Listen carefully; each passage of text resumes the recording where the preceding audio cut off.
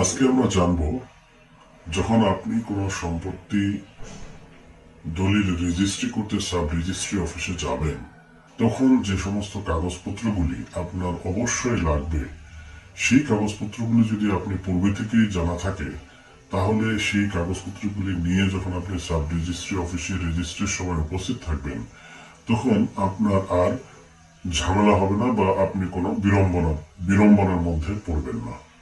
এবং সেই রেজিস্ট্রির সময় আপনার যদি জানা থাকে এই সমস্ত কাগজপত্রগুলি আপনার রেজিস্ট্রির সময় লাগবে এবং সেগুলি যদি আপনি সঙ্গে নিয়ে সাব রেজিস্ট্রি অফিসে যান, তাহলে সেই ক্ষেত্রে আপনি খুব সহজেই আপনার দলিল সাব রেজিস্ট্রি অফিসারের মাধ্যমে রেজিস্ট্রি করতে পারবেন।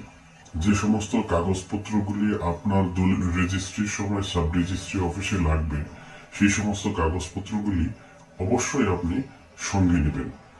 ক্রেতা বিক্রেতার জাতীয় পরিচয়পত্রের কপি, বা যদি জাতীয় পরিচয়পত্র বা এনআইডি কার্ড যদি না থাকে, তাহলে সেই ক্ষেত্রে জন্ম নিবন্ধনের কপি আপনি অবশ্যই সাব রেজিস্ট্রি অফিসে দলিল রেজিস্ট্রির সময় সঙ্গে নিয়ে আসবেন। যে জমিটি আপনি ক্রয় করতে যাচ্ছেন বা সংশ্লিষ্ট জমির সেই খতিয়ানগুলি, রেকর্ডীয় পর্চাগুলি আপনার লাগবে।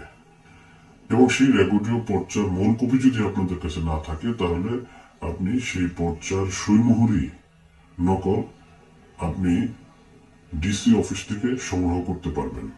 সেই ডিসি অফিস থেকে নকল সংগ্রহ করে সেই সিএসএসএ বা আরএস রেকর্ডীয় খতিয়ানের সইমোহরি পর্চা যদি মূল পর্চা না থাকে, তাহলে সেগুলি আপনি অবশ্যই জমির দলিল যখন রেজিস্ট্রি করবেন সাব রেজিস্ট্রি অফিসে সেগুলি সঙ্গে করে নিয়ে আসবেন। এবং যে জমিটি আপনি ক্রয় করতে যাচ্ছেন, সেই সংশ্লিষ্ট জমির হাল সন পর্যন্ত খাজনা রসিদ অবশ্যই আপনার লাগবে। যার কাছ থেকে আপনি জমিটি ক্রয় করছেন তাকে বলবেন সে যেন অবশ্যই হাল সনের খাজনা রসিদ তিনি যেন সঙ্গে করে নিয়ে আসেন। অবশ্যই জমি রেজিস্ট্রির সময় হাল সনের খাজনা রসিদ বা দাখিলা যেটাই বলি আমরা, সেই কপি অবশ্যই জমির দলিল রেজিস্ট্রির সময় লাগবে। আপনি যে জমিটি ক্রয় করতে যাচ্ছেন সেই জমির নামজারি পর্চা অবশ্যই কিন্তু আপনার লাগবে। অর্থাৎ আপনি যে জমিটি ক্রয় করতে চাচ্ছেন সেই জমির সিএস থেকে শুরু করে বর্তমান পর্যন্ত রেকর্ডীয় খতিয়ানের সইমোহরি নকল বা মূল পর্চা, আপনার হাল সনের খাজনা রসিদ বা দাখিলা বা আপনার নামজারি পর্চা আপনার অবশ্যই সঙ্গে করে নিয়ে আসতে হবে।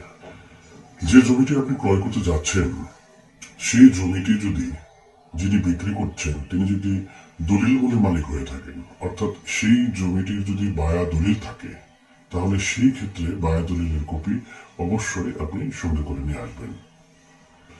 এবং সেই জমিটি যদি আপনি উত্তরাধিকারী সূত্রে মালিক হন, সেই জমিটির অবশ্যই উত্তরাধিকারী সনদ বা ওয়ারিশন সনদ বা সাকসেশন সার্টিফিকেট আপনাকে অবশ্যই দলিল রেজিস্ট্রির সময় সাব রেজিস্ট্রি অফিসে সামনে করে নিয়ে আসতে হবে।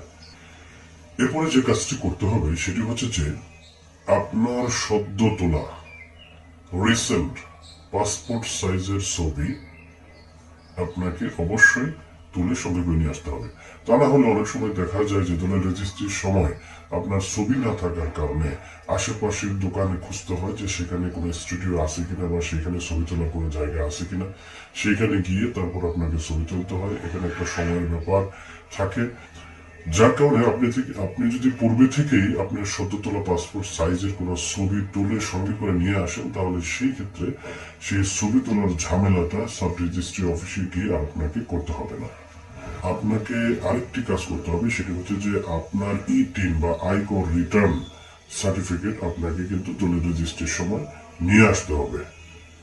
অর্থাৎ আমরা জানলাম, যখন আপনি এক খণ্ড জমি ক্রয় করবেন, সেই জমিটি যখন রেজিস্ট্রি করার প্রয়োজন হবে, আপনি যখন সাব রেজিস্ট্রি অফিসে দলিল রেজিস্ট্রি করার জন্য আসবেন, এবং এর পূর্বে আপনাকে যে সমস্ত কাগজপত্রগুলি সঙ্গে নিয়ে আসতে হবে সেই সমস্ত কাগজপত্রগুলির বিষয় নিয়ে আলোচনা করা হলো, যাতে আপনি সাব রেজিস্ট্রি অফিসে এসে দলিল রেজিস্ট্রি না করে ফেরত যেতে হয় এবং সেইখানে গিয়ে অনেক সময় এই ধরনের কাগজপত্র না থাকার কারণে অনেক বিড়ম্বনার শিকার হতে হয়, নানা রকম ঝামেলার সৃষ্টি হয়।